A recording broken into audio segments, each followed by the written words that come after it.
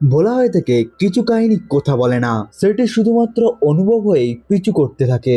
এমন একটি জায়গা যেখানে সমস্ত কথাই একটি প্রশ্ন হয়ে দাঁড়ায় এবং এখানেই প্রত্যেকটি জবাব একটি রহস্য হয়ে দাঁড়ায়। এই কাহিনীটি হলো সেই মানুষের যাকে খুঁজতে খুঁজতে মানুষেরাই অতীতের মধ্যে পৌঁছে যায়। এখানে কেউই পুরোপুরিভাবে নির্দোষ নয়, এমনকি কেউই পুরোপুরিভাবে দোষীও নয়। এখানে প্রত্যেকটি ক্যারেক্টারের পেছনেই কিছু সত্য লুকিয়ে রয়েছে, যেটি ধীরে ধীরে সামনে এসে থাকে পুরোপুরিভাবেই একটি ছায়ার মতো। যেমন ভাবে কাহিনী আগিয়ে যেতে থাকে তেমন ভাবেই আসল এবং ভ্রমের দূরত্ব কম হতে থাকে। এমনকি দর্শকরাও বুঝতে পারে না কাকে ভরসা করা উচিত। বন্ধুরা, তৈরি হয়ে যান এমন একটি মিস্টিরিয়াস মুভিকে নিয়ে যেখানে জবাবের থেকে প্রশ্ন জরুরি, কারণ এটি কোন রকম কাহিনী নয়, বরং এটি হলো এক প্রকারের রহস্য, যেটির প্রত্যেকটি সত্যই একটি রহস্য নিয়ে আসবে। চলুন বন্ধুরা, আজকে এই নতুন মুভি অর্থাৎ ইকো মুভিটিকে এক্সপ্লেন করা যাক। এই মুভিটি শুরু হয় একটি লজ থেকে। এখানে আমরা একটি আবুটি নামক লোককে দেখতে পাই, যে নিজের 208 নম্বর রুমের মধ্যে এসে যায়। ওখানেই তার সাথে দেখা হয় মোহন প্রথমের সাথে। এখানে আমরা জানতে পারি যে আপুটি পাশের মধ্যে থাকা একটি গ্রামকে খুব ভালোভাবেই জানে এবং মোহন প্রথম এই জঙ্গলের মধ্যে নিজের ফিমেল কুকুরের প্রজনন করাতে এসেছে। এই জন্য এখানে মোহন আপুটির সাহায্য নিয়েছে। মোহন খুব ভালোভাবেই জানে এই জঙ্গলের মধ্যে ক্রস ব্রিডিং পাওয়া যায় না, শুধুমাত্র শুদ্ধ নাসল পাওয়া যায়। এই জন্যই মোহন নিজের ফিমেল ডগের প্রজনন করাতে চায়। এরপরে আপুটি মোহনকে নিয়ে জঙ্গলের মধ্যে যেতে থাকে। এখানেই আপুটি এবং মোহনের মধ্যে যখন কথা আগিয়ে যেতে থাকে তখন আপুটি জানতে পেরে যায় যে মোহন আসলে কুড়িয়াচানের খুবই ভালো বন্ধু ছিল। মোহন বলতে থাকে সে এবং কুড়িয়াচান খুবই ভালো বন্ধু ছিল, তারা দুজনে একসাথে এসে অনেক কাজ করেছিল। আপুটি বলতে থাকে কুড়িয়াচান আগে এই জঙ্গলের মধ্যে বসবাস করত, উপরের সবচেয়ে বড় পাহাড়ের মধ্যে। এখানে আপুটি আরো বলতে থাকে কুড়িয়াচান কুকুরকে পুষতে খুবই ভালোবাসতো এবং সে তাদেরকে খুব ভালো পরিমাণে ট্রেন্ডও করিয়ে দিত। আপুটি মোহনকে এটিও বলতে থাকে আমাদের এই জায়গা থেকে আর এগিয়ে যাওয়া উচিত নয়, কারণ আগে কিছু কুকুর রয়েছে যাদের এলাকা যখন শুরু হয়ে যায় তখন তারা কাউকেও আর আগিয়ে যেতে দেয় না। এই জন্যই মোহন এই জায়গার মধ্যে নিজের টেন্টকে লাগিয়ে দেয় এবং নিজের ফিমেল কুকুরকে এখানেই বেঁধে দেয়, যাতে এখানের কুকুরের দ্বারা তার কুকুরের প্রজনন হতে পারে। এখান থেকে কাহিনী 8 মাস আগে চলে যায়, যেখানে আমরা পিয়ুষ নামক একটি ছেলেকে দেখতে পাই, যে নিজের সাথে একটি ডক্টরকে নিয়ে এসেছিল। পিয়ুষ যখন ঘরে এসে যায় তখন ওই ডক্টরটি দেখতে পায় এখানে অনেক কুকুর রয়েছে যারা তার উপর অ্যাটাক করতেই যাচ্ছিল, কিন্তু পিয়ুষ তাদেরকে কোনোভাবে শান্ত করিয়ে দেয়। এখানে আমরা জানতে পারি যে পিয়ুষ মালতী দিদি নামক একটি মহিলার সাথে বসবাস করে, যার শরীর বেশিরভাগ সময়ই অসুস্থ থাকে এবং এই কারণের জন্য এখানে ডক্টর এসেছে। ডক্টর এখানে বলতে থাকে মালতী দিদির দাঁতের মধ্যে কিছু সমস্যা রয়েছে, কিন্তু এখানে কোন রকম সিরিয়াস কেস নেই। এই জন্য ডক্টর এখান থেকে চলে যায়। এরপরে রাতের বেলা পিয়ুষ মালতী দিদিকে বলতে থাকে আপনার এই জঙ্গলকে ছেড়ে দেওয়া উচিত এবং শহরে শিফট হওয়া উচিত নিজের ছেলের কাছে। পিয়ুষ এই কথাকে মালতী দিদিকে অনেকবারই বলেছে, কিন্তু মালতী দিদি তার কোন রকম কথাকে শোনেনি। কিন্তু মালতী দিদি বলতে থাকে সে সারা জীবনই এখানেই থাকতে চায়। এর পরের দিন পিয়ুষ যখন খাবারের জিনিসপত্রকে কেনার জন্য বেরিয়ে পড়ে এবং যখন সে সমস্ত খাবারের জিনিসকে কিনে আবার ফেরত আসছিল তখনই এখানে পিয়ুষের সাথে দেখা হয়ে যায় চিন্না। চিন্না আসলে একটি নেভি অফিসার যে পিয়ুষের সাথে কথা বলতে চায়,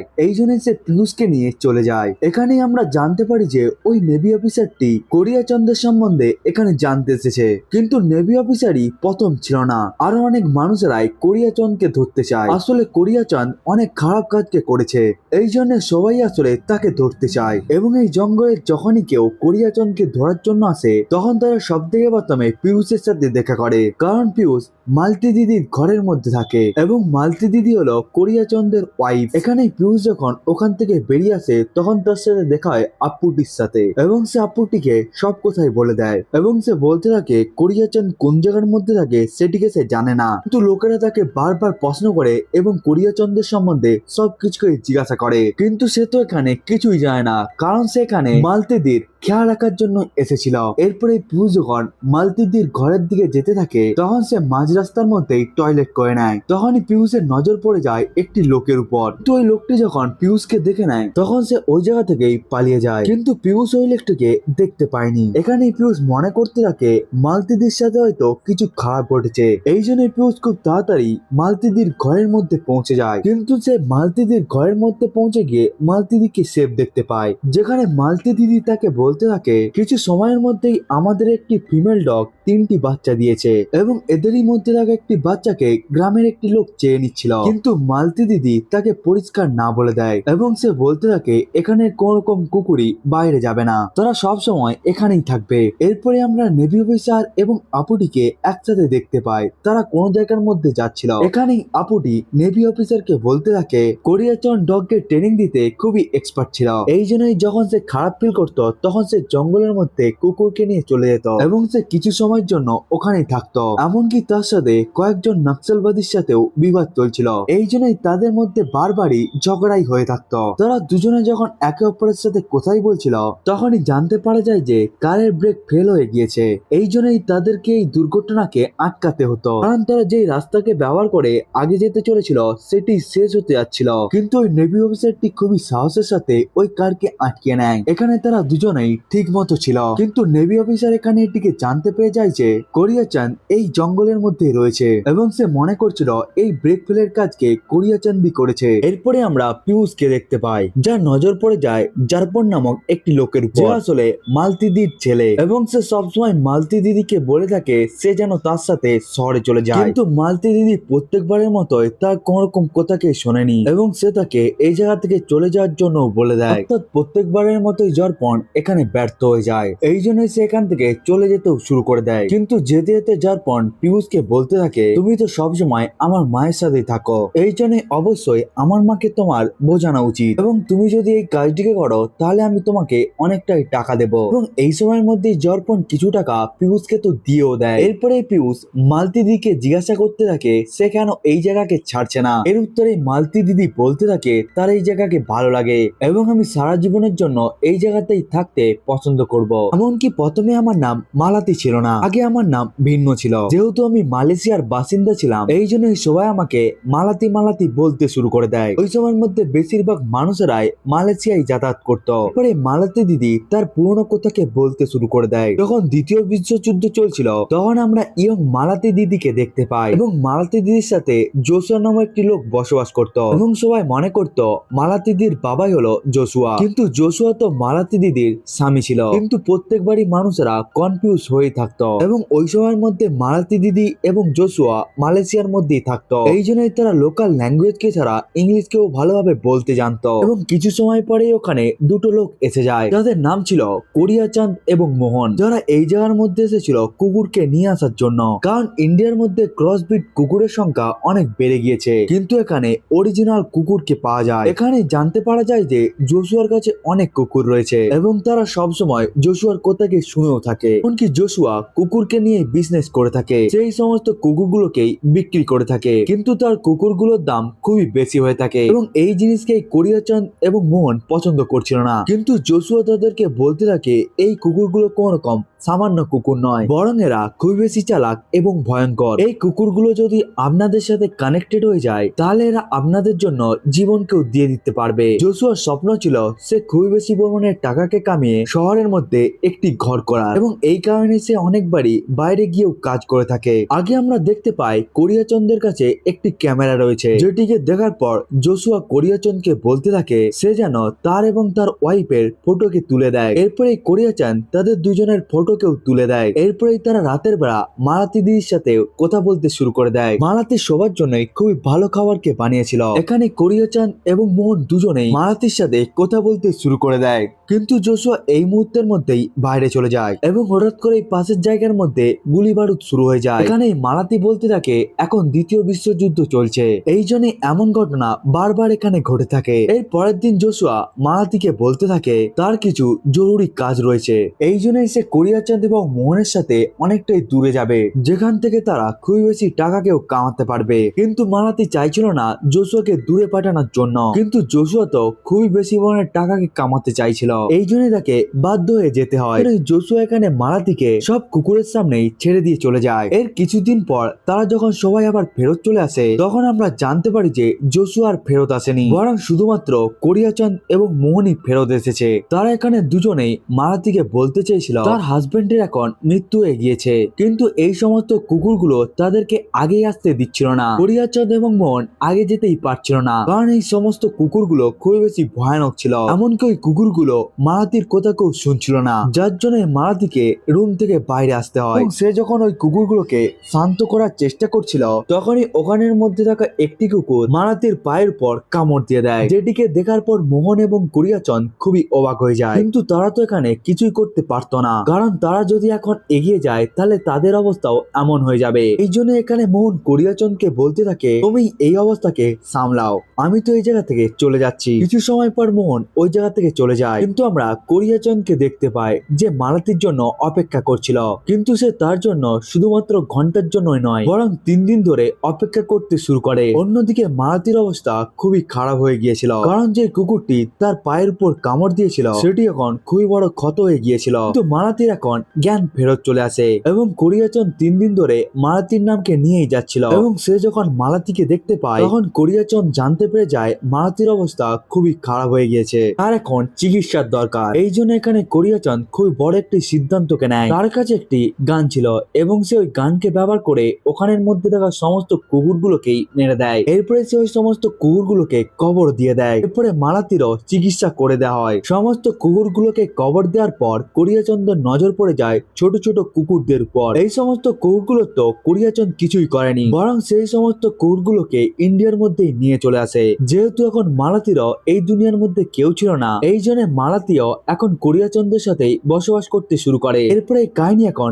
প্রেজেন্ট টাইমের মধ্যে এসে যায়, যেখানে নেভি অফিসার নিজের মাইন্ডকে কাজে লাগিয়ে মনে করতে থাকে কেউ না তো কেউ রয়েছে যে কোরিয়াচাঁদকে সাহায্য করছে, এবং তারা মনে করছিল কোরিয়াচাঁদ এখনো জঙ্গলের মধ্যেই বসবাস করে, কিন্তু তারা এখনো পর্যন্ত তাকে খুঁজেই পাচ্ছিল না। এমনকি তাকে শুধুমাত্র কয়েকজনই নয়, বরং অনেকজনই তাকে খোঁজার চেষ্টা করছিল। এখানে আপুটি বলতে থাকে, আজ থেকে 8 মাস আগে যখন আমি মোহনকে জঙ্গলের মধ্যে ছেড়েছিলাম, তখন কিছুদিন পরেই তার মৃত্যু হয়ে যায়, এবং যেই ফিমেল কুকুরকে সেখানে নিয়ে এসেছিল প্রজনন করানোর জন্য, সেই কুকুরটিরও এখানে মৃত্যু হয়ে যায়। মোহনকে তো আমরা গভীর একটি গর্তের মধ্যে পেয়েছিলাম, যেটি প্রায় 300 ফিট নিচু ছিল, এবং যারা এখানে কোরিয়াচাঁদকে খোঁজার জন্য আসতো তাদের অবস্থা এমনই হয়ে যেত। আগে আমরা দেখতে পাই পিয়ুষ আগের দিকে যেতে শুরু করেছে, তখনই পেছন দিক থেকে একটি ট্রাক এসে যায়, যেখানে তার কাছে দুটো লোক এসে যায়, শিবকুমার এবং চিট্টা। তারা দুজনেই ট্রাক ড্রাইভার, এবং তারা পিয়ুষের কাছে সবকিছুকে জিজ্ঞাসা করতে শুরু করে, এবং তারা জিজ্ঞাসা করতে থাকে তার আসল নাম কি পিয়ুষ, যার উত্তরে সে বলতে থাকে,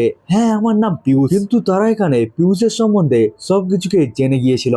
তারা বলতে থাকে, তুই যেই গ্রামের মধ্যে থাকিস আমরা ওই গ্রামের মধ্যে খোঁজাখুঁজি করেছিলাম, এবং ওখানে তো পিয়ুষ নামের কোনো ছেলেই নেই। এই জন্যই তোর জন্য ভালো এটাই হবে তুই আমাদেরকে সাহায্য কর কোরিয়াচাঁদকে খোঁজার জন্য, এবং তুই যদি এই কাজটিকে না করিস তাহলে তোর আসল পরিচয় সবার সামনে এসে যাবে, এবং এমনটা যদি হয়ে যায় তাহলে তোর সাথে অনেক প্রবলেমও হতে পারে। এরপরে আমাদেরকে একটি ফ্ল্যাশব্যাকের সিনকে দেখানো হয়, যেখানে আপুটি এবং মোহনের উপর নজর রাখছিল, এবং এই সিনটি ছিল মুভির প্রথমের। এরপরে আপুটি এবং মোহন যেখানে যেখানে যেতে শুরু করে, পিয়ুষ তেমন ভাবে তাদের পিছু করতে থাকে। এখানেই মোহন জঙ্গলের মধ্যে যায় এবং সে একটি টেন্টকেও লাগিয়ে দেয়, এবং সে নিজের ফিমেল ডগকে বেঁধেও দেয়, কিন্তু পিয়ুষ সবসময় তার পিছু করতে শুরু করে। এরপরে মোহন যখন উঁচু পাহাড়ের উপর দাঁড়িয়ে কিছু জিনিসকে দূরবীনের সাহায্যে দেখার চেষ্টা করছিল, তখনই মোহন বলতে থাকে, তোমার বাইরে এসে যাওয়া উচিত, কারণ তুমি এমন ভাবে তো কিছুই করতে পারবে না, কারণ সে তো পিয়ুষকে হোটেলের মধ্যেই দেখে নিয়েছিল।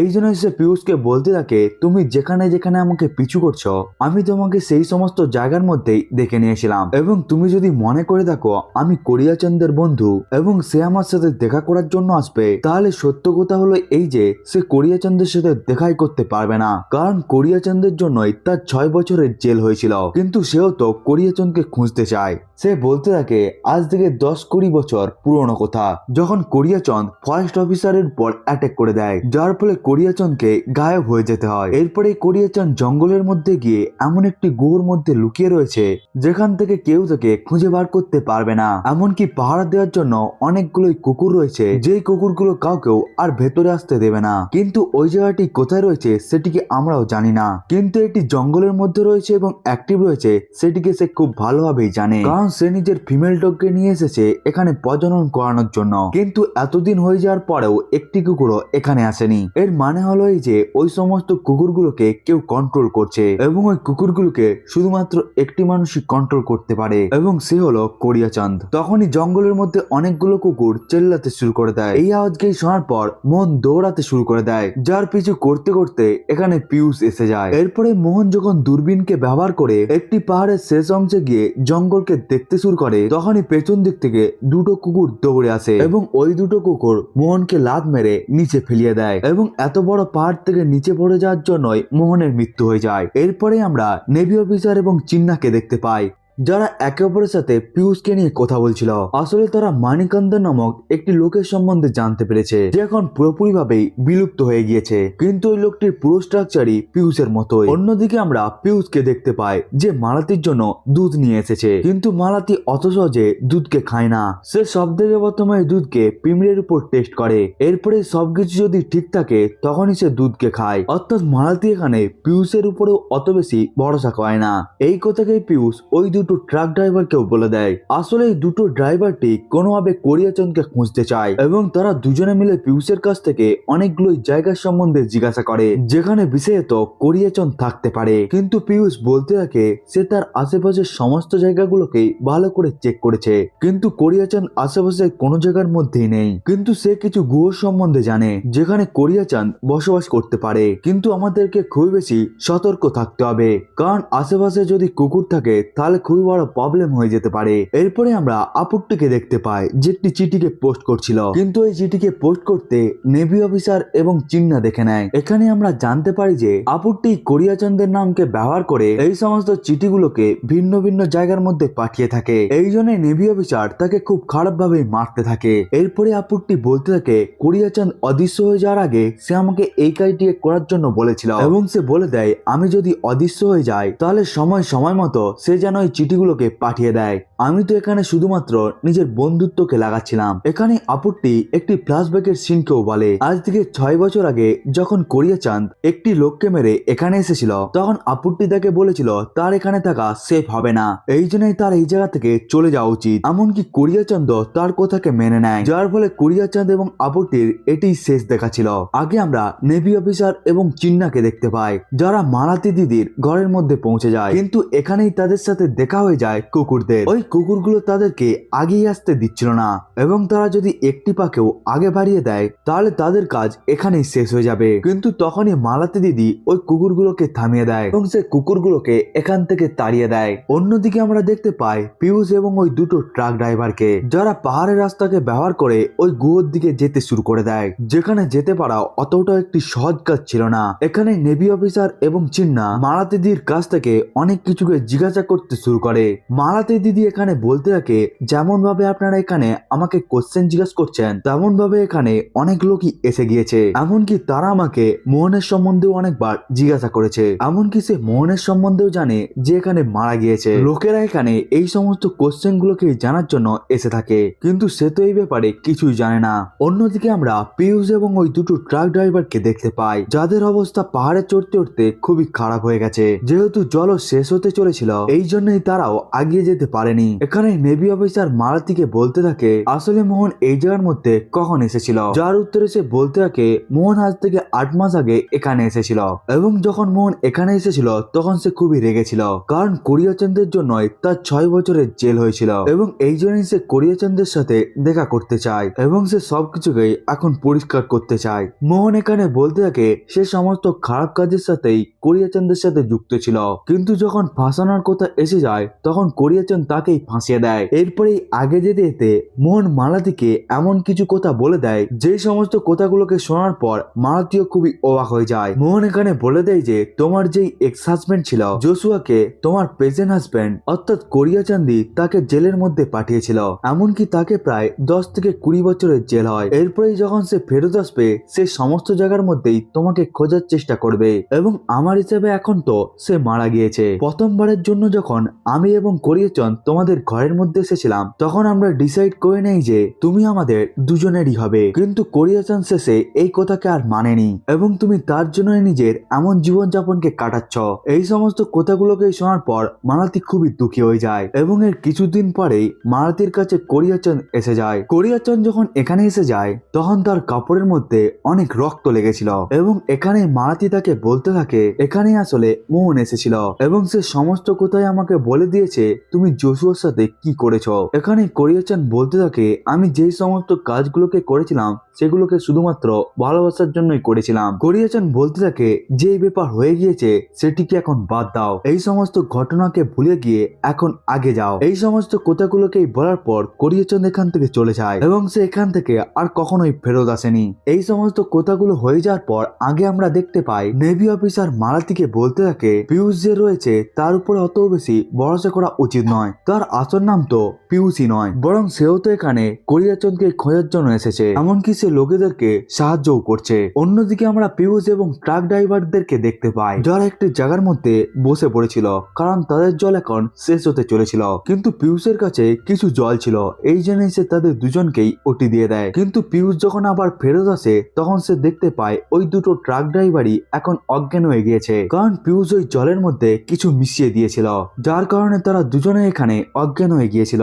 এরপরে পিয়ুষ তাদের দুজনকেই বেঁধে দিতে শুরু করে। এখানে যখন সে একটি লোককে বেঁধে দেয় তখনই আরেকটি লোক আবার উঠে পড়ে এবং সে বলতে থাকে আসলে এটি তো আমাদের প্ল্যান ছিল এবং তুই তো এখন পুরোপুরি ভাবেই আমাদের হাতে ধরা পড়ে গিয়েছিস, এবং তুই তো তখনই ধরা পড়ে গিয়েছিলি যখন আমি তোকে বলেছিলাম জঙ্গলের মধ্যে খুবই বড় একটি গুহ রয়েছে, কিন্তু তুই কোন রকম কথাকে না শুনেই হ্যাঁ বলছিলি। আসলে এই দুটো ট্রাক ড্রাইভারই ফরেস্ট অফিসার এবং তারা দুজনেই পিয়ুষকে ধরার জন্য এমন ধরনের প্ল্যানিং কে বানিয়েছিল, কিন্তু পিয়ুষ এই জায়গা থেকে পালাতে এখন সফল হয়ে যাচ্ছিল, কিন্তু মাঝখানে তাদের মধ্যে ভয়ানক লড়াই শুরু হয়ে যায়। তারা দুজনেই একে অপরকে খুবই খারাপ ভাবে মারছিল, কিন্তু সবশেষে ওই লড়াইকে পিয়ুষ জিতে যায় কারণ সে প্রথমের লোককে খুবই খারাপ ভাবে মেরে দিয়েছিল এবং এখন ব্যাপার ছিল দ্বিতীয় লোকের, এবং এই সময়ের মধ্যে পিয়ুষের অবস্থা খুবই খারাপ ছিল।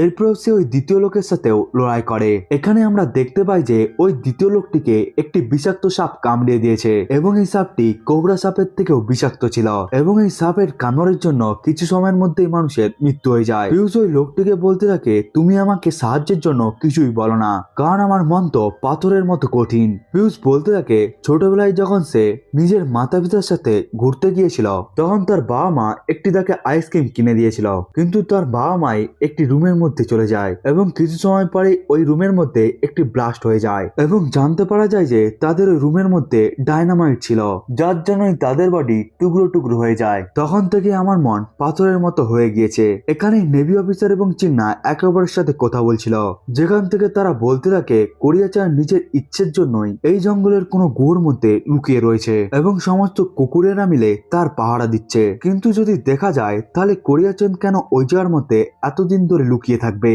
এমনকি এটিও হতে পারে যে সে যেই সমস্ত কুকুরগুলোকে ভরসা করে এখানে রয়েছে সেই কুকুরগুলোকে হয়তো অন্য কেউ কন্ট্রোল করছে। তোমার মনে থাকবে পিয়ুষ যখন এই জায়গার মধ্যে প্রথমবারের জন্য এসেছিল তখন ওই কুকুরগুলো তার অবস্থাকে খুবই খারাপ করে দিয়েছিল, যার জন্য পিয়ুষকে এখানে গাছের উপরে উঠতে হয়, এমনকি সে 2 দিনের জন্য ওই গাছের মধ্যেই বসেছিল। এরপরে মালতী দিদি যখন ওখানে এসে যায় তখন সেই কুকুরগুলোকে ইশারা করে এবং ওই কুকুরগুলো ওখান থেকে চলে যায়। এমনকি আজকেও যখন আমরা মালতী দিদির ঘরের মধ্যে গিয়েছিলাম তখন মালতী দিদির কুকুরগুলো আমাদেরকে আগিয়ে আসতে দেয়নি। এরপরে মালতী দিদি যখন আমাদেরকে ইশারা দেয় তখনই তারা এই জায়গা থেকে চলে যায়। অন্যদিকে আমরা পিয়ুষকে দেখতে পাই যে এখন মালতী দিদির ঘরের মধ্যে এসে গিয়েছিল, যেখানে কাঠের একটি বাঁশকে দেখতে পায় যেটিকে ব্যবহার করে কুকুরেরা এখান থেকে খাওয়ারকে নিয়ে যায় এবং ওই বাঁশকে পিয়ুষ খুবই ভালোভাবে দেখতে থাকে। এরপরে সে মালতী দিদির কাছে গিয়ে বসে পড়ে। তারা দুজনে যখন একে অপরের সাথে কথা বলছিল তখন মালতী দিদি তাকে বলতে থাকে কোরিয়া-চান সবসময় বলতো সে এমন একটি কুকুরকে পোষবে যারা খুব বেশি লয়াল হবে, এমনকি সে এমন ধরনের কুকুরকে কখনোই পালন করেনি, কিন্তু তোমাকে দেখে মনে হচ্ছিল সে যে কাজটিকে করেছিল সেটিতে সে সফল হয়েছে। এটিকে শোনার পর পিয়ুষ বলতে থাকে কিছু কুকুরের শুধুমাত্র একটি মালিক হয়ে থাকে, কিন্তু তার নজর যখন দূরবীনের উপর পড়ে যায় তখন তো সে পুরোপুরি ভাবেই অবাক হয়ে যায়, কারণ ওই দূরবীনটি মোহনের ছিল এবং সমস্ত কুকুরেরাই এখন মারাতি দিদির কন্ট্রোলের মধ্যে ছিল, এমনকি মোহনকেও মারাতি দিদি মেরেছিল। পিয়ুষ ধীরে ধীরে সমস্ত ঘটনাকে এখানে বুঝতে পেরে যায়। পিয়ুষ তো আসলে এখানে কোরিয়া-চানকে খোঁজার জন্য এসেছিল, কিন্তু সে এখানে আসার পর এটিকে জানতে পেরে যায় যে মারাতি দিদি আসলে কোরিয়া-চানকে কোনো জায়গার মধ্যে বন্দি করে রেখেছে। কোরিয়া-চান যে গুহার মধ্যে রয়েছে সেই গুহারই আশেপাশে সমস্ত কুকুরেরা তার পাহারা দিচ্ছে, কিন্তু ওই সমস্ত কুকুরেরাই মারাতি দিদির কন্ট্রোলের মধ্যে রয়েছে। পিয়ুষ সমস্ত কিছুকেই বুঝতে পেরে গিয়েছিল এবং সে বুঝতে পেরে যায় তার মালিক এখন বিপদের মধ্যে রয়েছে, এই জন্য সে এখানে বড় একটি স্টেপ নিতে চলেছিল। সে মারাতি দিদিকে মারার জন্য একটি ছুরিকে বার করতে যাচ্ছিল, কিন্তু তখনই তার নজর পড়ে যায় সমস্ত কুকুরদের উপর, যারা এখন পুরোপুরি ভাবেই অ্যাক্টিভ হয়ে গিয়েছিল। এমনকি এখানে একটি ইশারার মাধ্যমে পিউসের কাজ শেষ হয়ে যেতে পারত। পিউস এখানে মারাতি দিদিকে পুরোপুরি ভাবে বুঝতে পেরে গিয়েছিল আসলে এখানে যে খেলাগুলো চলছে সেটিকে পুরোপুরি ভাবে কন্ট্রোল করছে মারাতি দিদি। আসলে ব্যাপার ছিল এই যে কোরিয়া-চান মারাতিকে ধোকা দিয়েছিল, এমনকি সে তার এক্স হাজব্যান্ডকে জেলের মধ্যেও পাঠিয়ে দেয়। এসব ছাড়া মোহনেরও উদ্দেশ্য ভালো ছিল না এবং তার উদ্দেশ্য কোরিয়া-চানদের মতোই ছিল, এই জন্য সে মোহনকেও তো মেরে দেয়, কিন্তু সে কোরিয়া-চানকে একটি অন্য ধরনের সাজা দিতে চায়। এই জন্যই সে তাকে এমন একটি জায়গার মধ্যে রেখেছে যার সম্বন্ধে কেউই কিছুকে জানে না। এবং এর সাথেই ইকো মুভিটি এখানেই শেষ হয়ে যায়। বন্ধুরা, আজকের এই ভিডিওটি এতটা পর্যন্তই। দেখা হচ্ছে অন্য একটি ভিডিওকে নিয়ে, ততক্ষণের জন্য বাই বাই।